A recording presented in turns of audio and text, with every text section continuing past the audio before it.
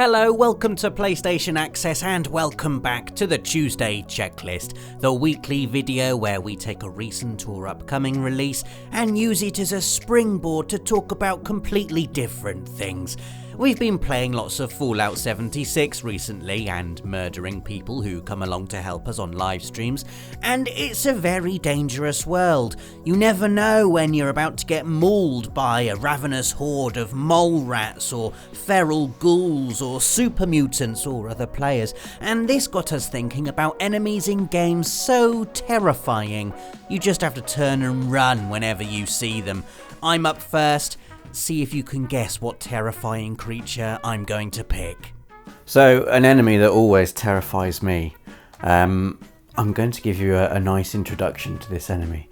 They are from the Fallout series, and we've got Fallout 76 out now, and I will be running away from these things should I see them. We can run away together. This is a monster whose existence I inexplicably forgot between the years of Fallout 3 and Fallout 4. So when I started playing Fallout 4, you get to that first mission in Concord where you first meet Preston Garvey and the Minutemen, and they're like holed up in the museum. Raiders are attacking them, and you go in and you're at that part of the game where you're sort of still learning like the ropes in terms of combat, and the Raiders are put there just to make you feel a bit better about yourself. They're like they're just there to burst. When you use VATs on their head and they come charging around the corner at you, you've got a shotgun and you're just like, and it's just amazing. And it's at that bit where you're like, yeah, oh, this is great, this is amazing. And then you get to the roof of the museum, and that is when Fallout 4 hands you your first opportunity to pilot some power armor. And you know, in video games, you sort of get an instinct for why games are giving you items at certain points. You mean like rockets? Like so there's a suit of power armor, and there's a downed vertibird, like the helicopter type things that are in the game, and it's got a minigun inside. And so, you know, the sensible gamer would think to themselves, it's giving me power armor and a minigun, and I completely misread the intentions of Fallout 4 and thought that it just wanted me to have some fun, because at this point some raiders start appearing in the street below you, and I thought, oh, it just wants me, it's just letting me use some power armor, it's teaching me how power armor works. I'll get in the power armor and I'll get the minigun, and you can stay on the roof if you like and shoot them from the roof, but you don't take full damage when you're in the power armor. So I just took this opportunity to jump off the roof, just land on the street, and just started minigunning these raiders to death, and they were just like popping like melons all over the place. And I was just like slowly stomping through them, like having an amazing time. And then a Deathclaw bursts through, like halfway down this street, the Deathclaw just arrives, and I was like, that's what the power armor and the minigun is for, to take care of the Deathclaw. By this time, I think I had 8 rounds of minigun left. Yeah. So I got my VATs up, targeted the Deathclaw, went it did you know, some damage, maybe about a fifth of its life bar. I was like, okay. And then I had just my regular weapons. You got like a little laser gun that wasn't doing much to it, doing almost no damage at all. In fact, I think I had a shotgun and a pistol at that point as well. I was like, it's still the beginning of the game. I'm probably still going to be able to sort this thing out. And so I thought, I'm in my power armor. Let's go to town on the Deathclaw. Cue many quite gruesome death animations where the Deathclaw, I think at one stage, just ripped my head off. Just like, it got to a point where it's just like, okay, and it chucks you as well, like he just flings you to the floor.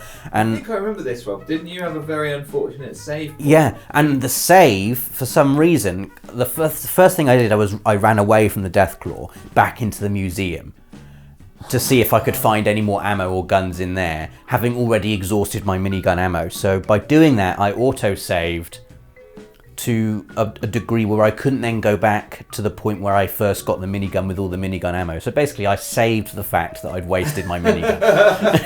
Save that. And so my fight with this Deathclaw devolved into me sort of coming in and out of the museum about 20 times. Each time I came out, I'd pop a couple of shots with my pistol, my shotgun, quickly run back inside the museum, and occasionally it would catch me and it would kill me. and it got to the stage where it had a little bit of health left, and I thought I'm just gonna have to charge it with my shotgun. And so the way I killed it eventually was without my power armor, just legging it, because you move faster, just shotgunning it in the head. I got a lucky critical shot on its head with my shotgun. But that reminded me of the existence of Deathclaws and how utterly terrifying they are, and how they can just appear anywhere. You'll see one off in the distance and you're like, is that? No, that's not. That could be. And then it starts quickly running towards you and you're like, oh my god, it is. And there's just that kind of sick, just your stomach just plummets and you're like, oh god, where can I get to? And at no point do you feel comfortable taking on Deathclaws. They are terrifying. They are there to make you run away. You have to have your strategy down. You have to make sure you've got like a good vantage point, or you're surrounded by cover. You can't meet one out in the open and expect to survive. So an OP enemy that would terrify me whenever I'd see them and I sort of run the other direction is a guy called Mr. Shakedown.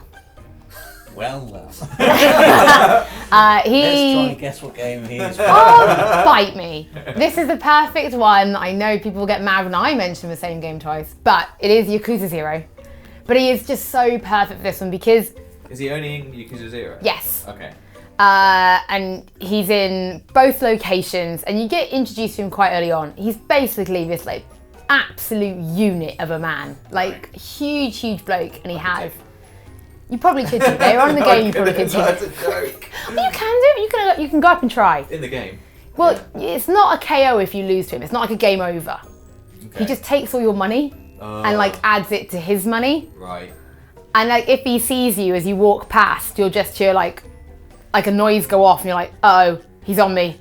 And then you just sort of got to run the other way. I hate those kind of enemies. Yeah. Or you're going down a street and you just sort of see him at the end of the street and you're like, turn around, walk. I'll find another route. Oh, no. There must be another route to where I'm going that doesn't involve me running past Mr. Shakedown. Yeah. And if you can defeat him, it's not like most enemies, it's not impossible, but it is a really quite tough fight. Yeah. And the more you defeat him, the tougher he gets. Oh no. So it's not like once you've figured out how to defeat him, it's kind of an inconvenience. He genuinely just gets tougher, he gets more health, and he can start using his own heat actions, which are a thing in the series. That's very cool. So it's just as soon as you see him, you're like, now I have to go back, and I can't go this way, and you can get perks that help. Right. So there is the zap guns are really good against him. So what I used to be, whenever I'd find a zap gun, I'd be like, store that for later. Yeah. Just in case I ever missed a Shakedown fight. But there is a certain, a device that you can get from doing subquests that will pull him up on the mini-map as a purple arrow. Okay. Just to make avoiding him a little bit easier. And there is one where he'll actually go to sleep in the park. Right. And when you find him when he's asleep, you can go up to him and start draining the money while he's asleep. Siphoning fuel. Yeah. But he might wake up, and if he sort of starts moving, you'd be like... He sounds terrifying. Why is he called Mr. Shakedown? Because he shakes you down for money. Shakedown. It's a shakedown. Yeah. But if you do defeat him, you do get all the money he is carrying. So if you can defeat him, it's a great way to get pretty vast, millions of yen, really quickly. So does he go around only looking for you, or does he shake down lots of people? I think he's shaking down anybody, but I think he's just that's a nice white suit. That'll be fun, won't it? You just sort of stick out. Is there a way to Is there a way to ultimately defeat him, or does he just keep coming back? He just keeps coming back. In fact, he's got a noise as well. It's like an alert. You just know that you've been seen. So when enemies in the Yakuza series spot you, because it's regular thugs, and if you're really not feeling it, you can just sort of sprint, and eventually, so most enemies have a rubber band on them, so they'll only go so far before they give up. Yeah. And because these guys are non-consequential, you just sort of just sprint past them. And you can with him as well, but you just don't want to go anywhere near, just in case. If you just get inside that invisible circle, congratulations, you're now in combat. And there's one way out. It's it's two ways out. You defeat him, or he defeats you. Yeah. That is quite terrifying. It is. It means you can't just leisurely strut around Kamurocho or Sotenbori, because he's there. He knows. He'll find you. Okay, so the enemy that I'm thinking of is one that pops up quite a lot, and I find I'm going to be talking about a kind of third-person adventure game, and I feel like this happens in these kind of in these games where you're kind of, they ask you to get quite good at combat, and then like you're tested in different ways strategically against different enemies, and there's always an enemy that you like, less than the other ones, and when they come up, you're like, well, this is genuinely the bit of the game which I'm finding completely unpleasant now. Not like, oh, it's a different challenge, I don't enjoy this challenge as much. It's like, I'm not enjoying this game for all of the time that these people are on my screen. But they're not people. They're not robots either. They're skeleton dogs. Skeleton dogs from Dark Souls, the original Dark Souls.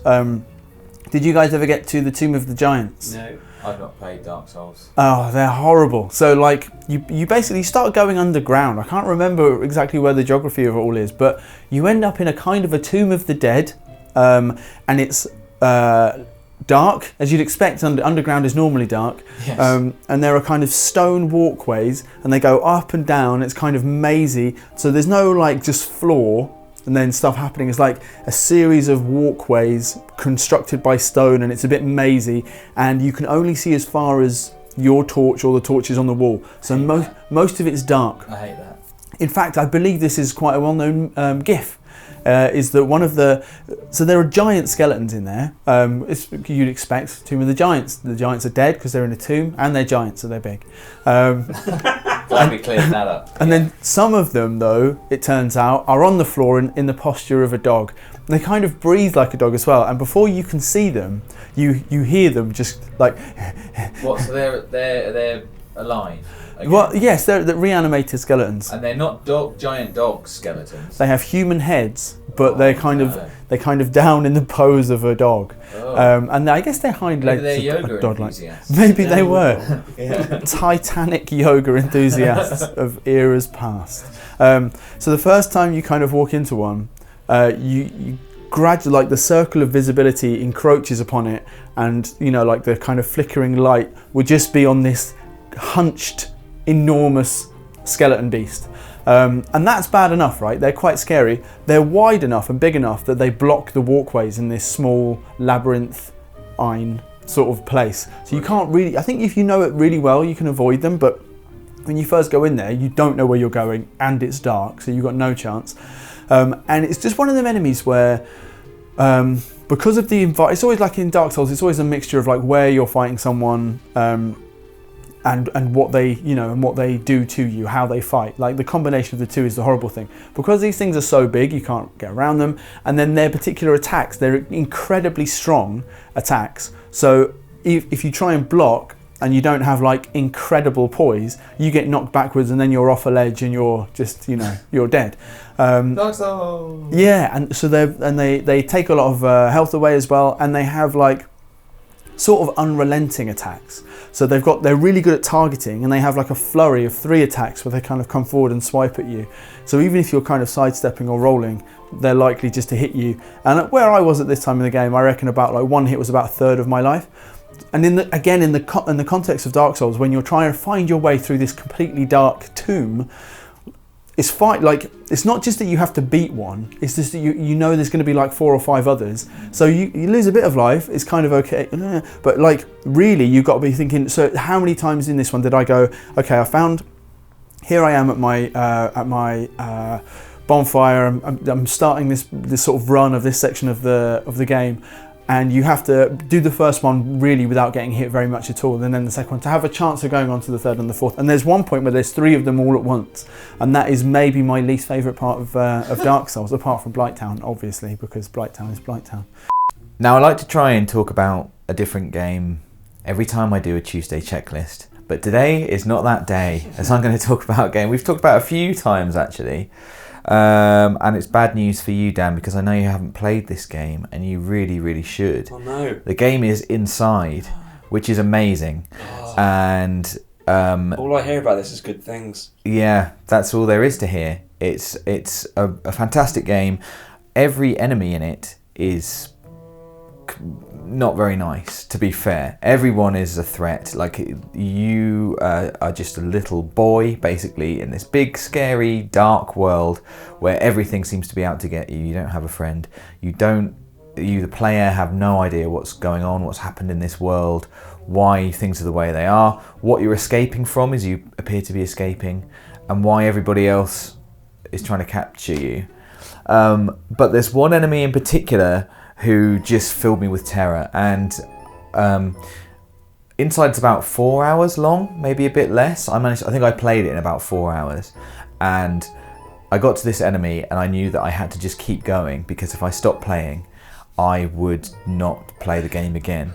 And it's a little girl who lives underwater, and I think she doesn't have a name. I think it's this one girl that keeps coming back every time, rather than, you know, because you come across her a couple of times. And she, as I said, yes, she lives underwater. She is pallid grey with long dark hair. So she's about the same size as you, the little boy character, the protagonist, but her hair is really, really long and dark, and it flows around. Why do scary girls always have long dark hair? I don't know. And wet usually as well, and this time she's very wet because she lives underwater, and it's a section where you're inside a submarine, and you know, there's just some, obviously she's a girl living underwater, that's weird, even in this world. Like, it's based on a lot of things that are familiar to us in our world. Girls living underwater isn't one of those things, so already it's very strange. And you're in a little kind of submarine when you come across her, like a little one-man craft, armed only with a light and a porthole. And you kind of, as I remember it, you kind of burst through a door and she's like there in front of you, and she's kind of like shocked by the light, and then kind of like swims around, and it becomes quite apparent if you don't keep the light on her, she starts coming towards you, and she can swim really fast, and she's just a girl with hair. Like, what's she gonna do? What she's gonna do is smash the porthole open and then drown you inside your submarine. Oh, no. And it's really, really horrible. Like, it's horrible. She doesn't have any weapons, she doesn't have any like powers or anything. She just swims quite fast. When you say that though, she can She's breathe determined. underwater. Well, I mean, that is, Yeah, I was going to say, do we know why she's there? Does she just like hang out at the bottom of the sea? Can she breathe underwater? Is she dead? Is she, you know, does she ever breathe oxygen? There's a bit where you have to, you know, you're not always inside your submarine. I like being in the submarine. I like being in the submarine, although I mean it's really not that safe, but it is armed with a light. If you come out of the submarine, as at some point you do have to, you don't have the light anymore. All you have are your wits. I mean, you cannot outswim this girl. She's super fast. It's like a fish. I liked it, man. It was like these classic kind of, like even shining the light on an enemy who is then frozen. That's like a really old school mechanic. Yes. And then what I really liked about the later bits where you know you cannot swim faster than this lady, girl, horror, witch thing. So you know that you have to arrange your small bits of swim in such a way that she either starts further away or there is some way of impeding her. Like the classic little puzzles. And the tension is just like sickening. Yeah, it's too much. Like I think at one point, I think there's a puzzle where you have to use yourself as bait. Like I had to like go over here to draw her to this end, then get out. You can jump across a bit, and then you have to swim, and she's like coming for you. Like you just have to go as. And I was killed several times. You did it though, man. And there is more. There's more to this story, but I'm not going to talk about that because there's one very key moment with this girl, but it's a bit of a spoiler for something that happens in the game. A kiss. So I'm going to leave that to the people who know. But yes, horrible. Just every time I saw it, there's lots of horrible things in that game, but there was something about this girl really stuck with me, and every time she came up, I just wanted it to be over. I should stress there is no kiss. Just in case anyone thought that was true. No. They're giant dog-shaped skeletons that I don't. Monster I will never face. I don't like. Come on, Rob. Sound like I will be either. You can do it. Dark Souls Remastered. Christmas Let's Play. Merry Christmas. We could call it Prepare to Christmas. Yeah, or prepare to play something else altogether because I'm not going to sit and die for 20 hours just for your entertainment. Anyway, let us know in the comments what video game enemies have you running for the hills. Subscribe to Access for loads of lovely videos on everything PlayStation, and hit the notification bell so you never miss another Tuesday checklist. See you next week. For the players.